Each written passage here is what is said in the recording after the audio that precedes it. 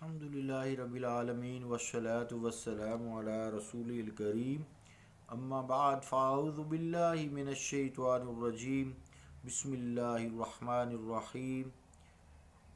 عزیزان گرامی قدر، السلام علیکم ورحمۃ اللہ وبرکاتہ۔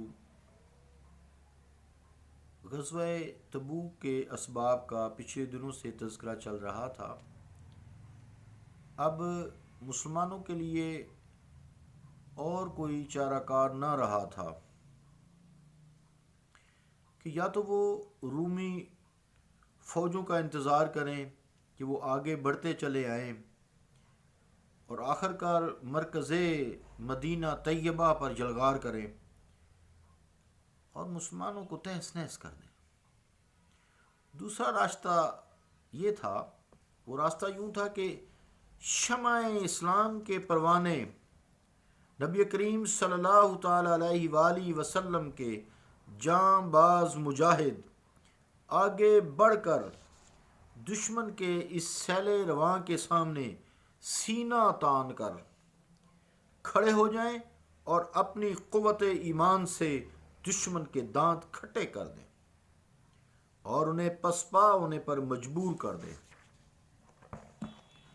رحمت عالم صلی اللہ تعالی علیہ وآلہ وسلم نے ان دو طریقوں میں سے ایک طریقے کو اختیار فرمایا، کیونکہ بزدلوں کی طرح بلوں میں گھس جانے سے دشمن کو میدان جنگ میں للکارنا ہی امت مصطفیٰ صلی اللہ تعالی علیہ وآلہ وسلم کے شایان شان تھا اور ہے اب بھی۔ ان کی غیرت ایمانی اور حمیت دینی کا یہی تقاضا تھا۔ جنگ کا عام اعلان ہو گیا۔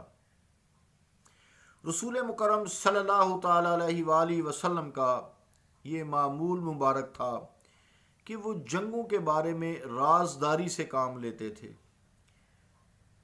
اس مقام کو صراحتاً ذکر نہ فرماتے، بلکہ کنایتاً بتا دیا کہ کدھر کا قصد ہے، کدھر کا ارادہ ہے، لیکن غزوہ تبوک کے لیے روانگی کے وقت صاف صاف اعلان فرما دیا کہ اس دفعہ لشکر اسلام کا ہدف تبوک ہے، جہاں اسلام کے مجاہد رومیوں کے کشون قاہرہ سے نبرد آزما ہوں گے۔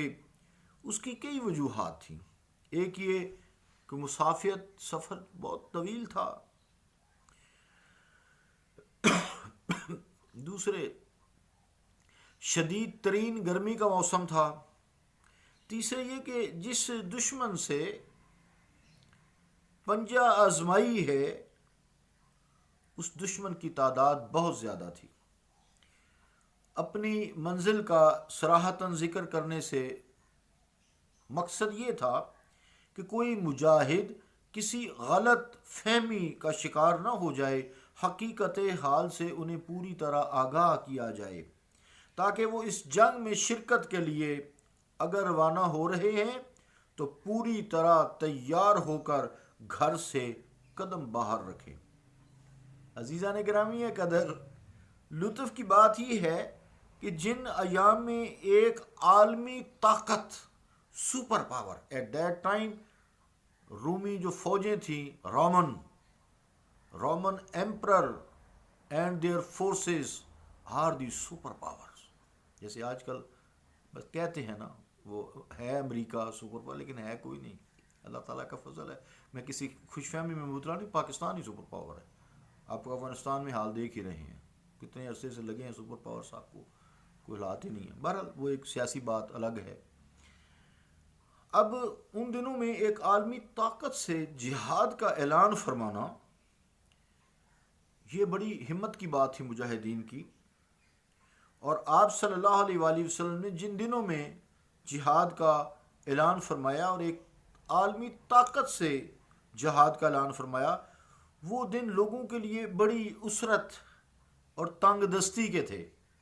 موسم کی بھی حالات میں نے آپ کو بتایا، شدید گرمی کا موسم تھا اور عرصہ دراز سے ملک میں بارش نہیں ہوئی تھی، قحط سالی کا بھی حال تھا، عالم تھا، ہر طرف خشک سالی تھی، اور یہ وہ دن تھے جب کہ میٹھے پھل کھانے کو دل کرتا تھا، ٹھنڈا پانی پینے کو دل کرتا تھا، درختوں کے گھنے سائے میں ہر شخص کو آرام کرنے کو جی چاہتا تھا،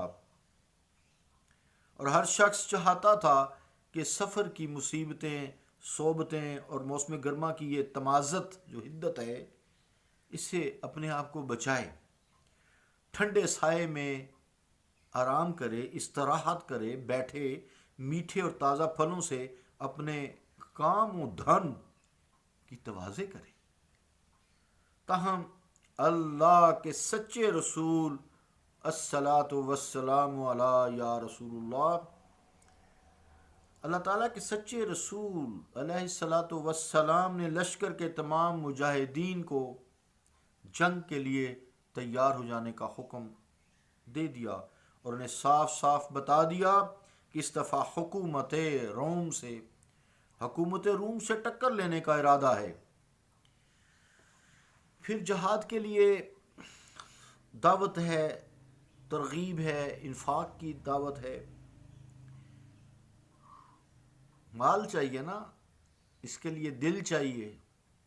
تو بہرحال مرشد کریم اور وبالمؤمنین رؤوف الرحیم، شفیع المذنبین صلی اللہ علیہ وآلہ وسلم نے اپنی امت کے امیر لوگ جو اغنیاء غنی لوگ تھے، اور اصحاب ثروت جن کے پاس مال زیادہ تھا، ان کو حکم دیا کہ وہ اللہ کے راستہ میں جہاد کرنے کے لیے دل کھول کر مالی تعاون کریں، اعانت کریں،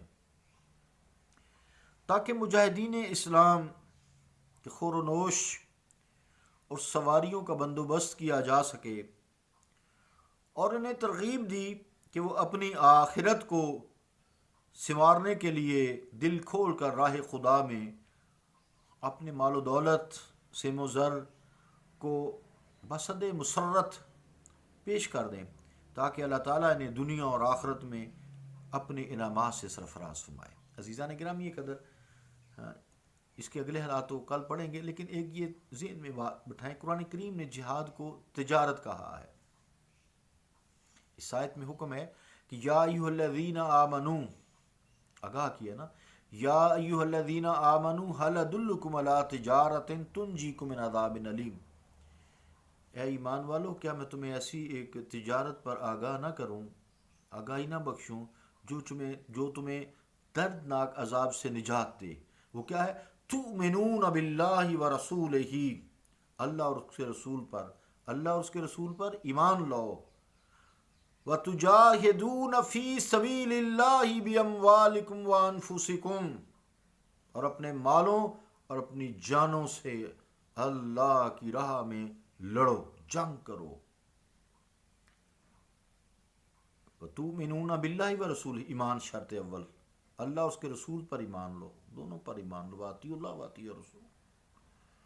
وَتُجَاهِدُونَ فِي سَبِیلِ اللَّهِ، اور اللہ کے راستے میں جہاد کرو، بِأَمْوَالِكُمْ وَأَنفُسِكُمْ، اپنے مالوں سے اور اپنی جانوں سے، ذَلِکُمْ خَیْرٌ لَکُمْ اِن کُنتُم تَعْلَمُونَ، اس میں تمہارے لیے بھلائی ہے، کاش تم اس حقیقت کو جان جاؤ۔ تو عزیزان گرامی قدر، یہ ایک ایسی تجارت ہے، اس کی آگے ایک کنڈیشنز ہیں، وہ کسی وقت میں بات کروں گا، جس سے دردناک عذاب سے تنجیکم من عذاب علیم، اللہ تعالیٰ تمہیں دردناک عذاب سے نجات دے۔ تو جب قومیں آرام طلب ہو جاتی ہیں نا، تو پھر عذاب گھیر لیتے ہیں، جیسے کہ آپ ہمارے ملک میں یا دوسرے ممالک میں دیکھتے ہیں، اسلامک کنٹریز میں، کبھی کوئی آفت، کبھی کوئی، جیسے کرونا، یہ وہ سارے مسائل ہو جاتے ہیں۔ خوف، پھر جس کو موت کا خوف نہیں، اسے کسی چیز کا خوف نہیں۔ لا خوف علیہم ولا هم یحزنون، ہے مسلمانوں، زندگی گزارو، تمہارے ذہن دلوں میں یہ بات ہو، لا خوف علیہم ولا هم یحزنون، اس کے لیے کیا؟ الذین آمنوا وکانوا یتقون، وہ لوگ ایمان لائے اور تقوی اختیار کیا۔ آیت ہے، الا ان اولیاء اللہ لا خوف علیہم ولا هم یحزنون، سنو اللہ کے دوستوں کو نہ کو خوف ہے اور نہ وہ غمگین ہوں گے آخرت میں۔ یہ آپ نے خوشخبریاں سنائیں، وہ کون سے لوگ ہیں؟ الذین آمنوا وکانوا یتقون، وہ لوگ جو ایمان لے اور تقوی اختیار کیا۔ وقت پورا ہوا، انشاءاللہ تعالیٰ اس کو کل باقی کریں گے، اسی جنگ کا آغاز شروع ہونے والا ہے۔ صلی اللہ تعالیٰ علی رسول خیر خلقہ محمد وعلی آلہ وصحبہ اجمعین برحمتک یا